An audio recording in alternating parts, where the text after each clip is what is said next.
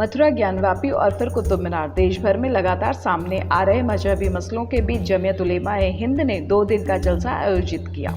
उत्तर प्रदेश के देवबंद में 28 मई से शुरू हुए इस जलसे का रविवार को आखिरी दिन है।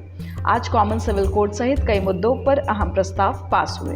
इस दौरान मौलाना महमूद मदनी ने जलसे में मौजूद लोगों से सब्र करने को कहा। उन्होंने कहा कि 2014 में सीबीआई ने मेरे खिलाफ केस किया। मैंने 5 साल से ज़्यादा केस लड़ा। चैनल की डिबेट में मुझसे सवाल किए गए। मैंने कहा मुझसे कुछ गलती हो गई होगी।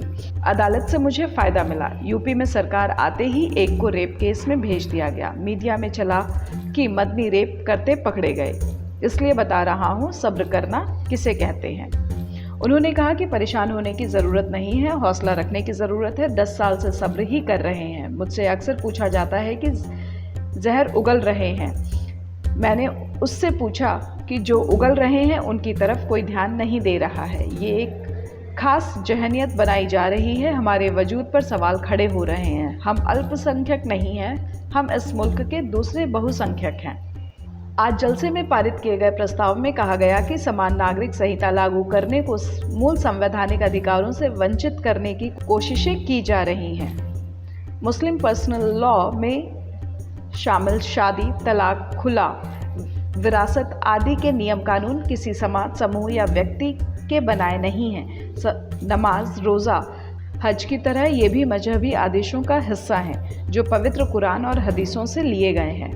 प्रस्ताव में कहा गया कि पर्सनल लॉ में बदलाव या पालन से रोकना धारा 25 में दी गई गारंटी के खिलाफ है। इसके बावजूद अनेक राज्यों में सत्तारूढ़ लोग पर्सनल लॉ को खत्म करने की मंशा से समान नागरिक संहिता कानून लागू करने की बात कर रहे हैं और संविधान व पिछली सरकारों के आश्वासनों और वादों को दरकिनार कर के देश के संविधान की सच्ची भावना की अनदेखी करना चाहते हैं। प्रस्ताव में प्राचीन इबादत गाहों पर बार बार विवाद खड़ा करके देश में अमन शांति खराब करने वाले दलों के रवैये पर नाराज़गी जाहिर की गई। वाराणसी की ज्ञानवापी मस्जिद, मथुरा की ईदगाह मस्जिद समेत कई मस्जिदों के खिलाफ ऐसे अधिनियम जारी हैं जिससे अमन शांति और अखंडता को नुकसान पहुंचा है। प्रस्ताव में कहा गया, बनारस और मथुरा की निचली अदालतों के आदेशों में विभाजनकारी राजनीति को मदद मिली है। पूजा स्थल एक्ट 1991 की स्पष्ट अवहेलना हुई है। संसद से यह तय हो चुका है कि 15 अगस्त 1947 को जिस इबादतगाह की जो हैसियत थी वह उसी तरह बरकरार रहेगी। बताया गया कि निचली अदालतों में बाबरी मस्जिद के संबंध में सर्वोच्च न्यायालय के फैसले की भी अनदेखी की है। प्रस्ताव में कहा गया कि सुप्रीम कोर्ट ने बाबरी मस्जिद फैसले में पूजा स्थल कानून 1991 एक्ट 42 को संविधान के मूल ढांचे की असली आत्मा बताया है। इसमें यह संदेश मौजूद है कि सरकार, राजनीतिक दल और किसी धार्मिक वर्ग को इस तरह के मामलों में अतीत के गड़े मुर्दों को उखाड़ने से बचाना चाहिए।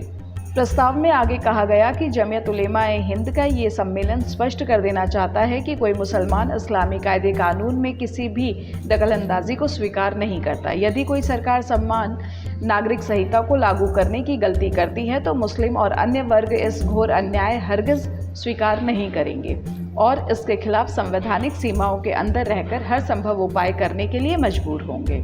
कल से लेकर आज तक जो भी प्रस्ताव इस कॉन्फ्रेंस में लाए गए हैं उन पर जमीयत की नेशनल गवर्निंग बॉडी अपनी मोहर लगाएगी और अल्पसंख्यक समुदाय और देश के लिए संदेश जारी किया गया। बता दें कि जलसे के पहले दिन इस्लामोफोबिया के खिलाफ लामबंद होने पर सहमति बनी थी। इस दौरान मुस्लिम धर्मगुरुओं ने सरकार को भी घेरा था। जमीयत उलेमा-ए हिंद ने सकारात्मक संदेश देने के लिए धर्म संसद की तर्ज पर 1000 जगह सद्भावना संसद के आयोजन का ऐलान किया था। DRV news bureau, Mumbai.